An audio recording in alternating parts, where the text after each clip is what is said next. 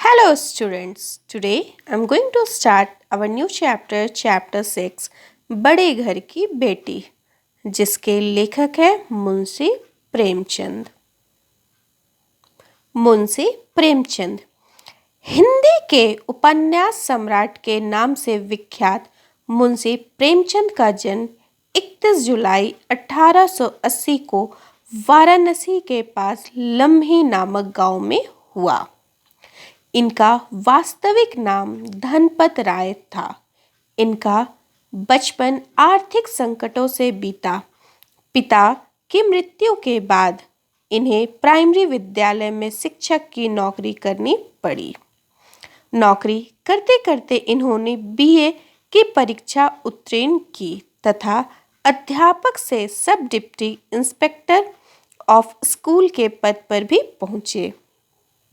बाद में इन्होंने नौकरी छोड़ दी और स्वतंत्र रूप से साहित्य सृजन में जुट गए।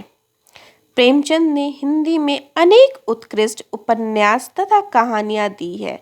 इन्होंने लगभग 300 कहानियां लिखी है, जो मानसरोवर नाम से 8 भागों में संग्रहित है। इन्होंने कई आदर्शवादी और यथार्थवादी उपन्यास लिखे। 8 अक्टूबर 1936 को इनका देहांत हो गया। आइए अब पाठ शुरू करते हैं। बड़े घर की बेटी। इस पाठ में मुख्य 4 पात्र हैं: आनंदी, श्रीकंठ सिंह, लाल बिहारी सिंह तथा बेनी माधव सिंह। बेनी माधव गौरीपुर गांव के जमींदार थे। उनके 2 पुत्र थे, श्रीकंठ और लाल बिहारी। श्रीकंठ बीए पास कर शहर में नौकरी करता था। वह प्रत्येक शनिवार को घर आता था।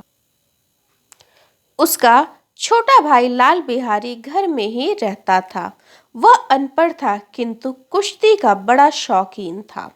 बेनी माधव के परिवार की गांव में बड़ी मान प्रतिष्ठा थी।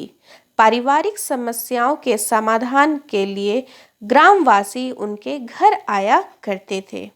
श्रीकंठ प्राचीन भारतीय संस्कृति के प्रशंसक थे तथा अपना उचित परामर्श समय समय पर गांव वाले को दिया करते थे।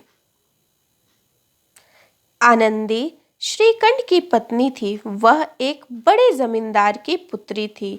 अपनी 4 बहनों में सबसे छोटी थी। वह सुंदर तथा गुणी भी थी।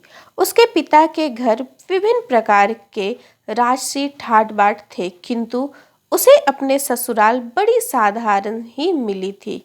किंतु आनंदी ने अपनी चतुराई से नए वातावरण में अच्छा सामंजस्य बैठा लिया था और अपने आप को उसी रूप में ढाल लिया था। एक दिन दाल में घी की कमी थी। लाल बिहारी आनंदी पर क्रोधित हो जाता है। क्रोध में व्यक्ति होश खो बैठता है। लाल बिहारी ने भी अपनी भाभी के पिता के घर के विषय में अपशब्द कहे, यानी उल्टा पुल्टा कुछ कह दिया था, बुरा भला, कि जैसे वहां घी की नदी बहती हो। आनंदी को भी क्रोध आ गया और वह भी कह उठी कि इतना घी तो उसके यहाँ नौकर चाकर खा जाते हैं। लाल बिहारी को यह बर्दाश्त नहीं हुआ और आवेश में आकर लाल बिहारी ने खड़ाऊ उठाकर आनंदी पर फेंकी, जिससे उसकी उंगली घायल हो गई, यानी उंगली में चोट लग गई। हमेशा की तरह शनिवार को जब श्रीकंठ अपने घर आए, तब बेनी माधव तथा लाल बिहारी ने आनंदी की शिकायत कर दी। श्रीकंठ ने अपनी पत्नी से भी पूर्ण वृतांत जाना, यानी पूरी बात को उससे भी पूछा और उसकी बात को समझने की कोशिश की। उन्हें अपनी पत्नी का अपमान असह्य हो गए उठा और उन्होंने अलग रहने का निश्चय किया। अपने पिता को सुनाया। ठाकुर साहब ने अपने बेटे को बहुत समझाया, किंतु सब व्यर्थ। वह कुछ भी नहीं सुने। बेनी माधव तथा श्रीकंठ ने अनेक परिवारों को टूटने से बचाया था, किंतु उनके परिवार के टूटने की स्थिति जानकर गांव वाले मन ही मन बहुत खुश होने लगे। बेनी माधव थे अनुभवी। उन्होंने पुनः श्रीकंठ को समझाया, किंतु वह टस से मस नहीं हुआ। आप बेटे में खूब बहस हुई, परंतु परिणाम कुछ भी नहीं निकला। लाल बिहारी को जब यह ज्ञात हुआ, यानी इस बारे पता चला, उसे अपने ऊपर बहुत गुस्सा आया, गलानी होने लगी। अपने भाई के आत्मीय तथा प्रेम भरे व्यवहार को सोचकर वह दुखी होने लगा। उसे अनेक प्रसंग याद आने लगे, अनेक बातें याद आने लगी। वह पश्चाताप कर रहा था।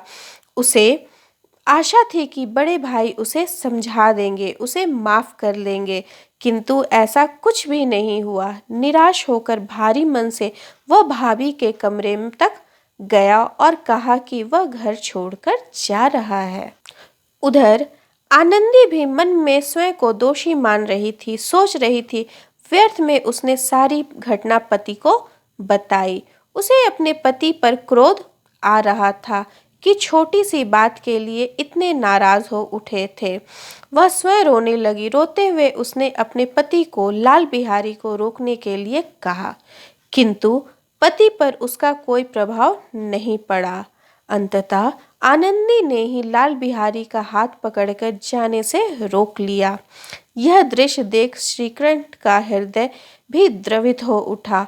उनका क्रोध जाता रहा और उन्होंने भाई को गले से लगा लिया। दोनों खूब रोए।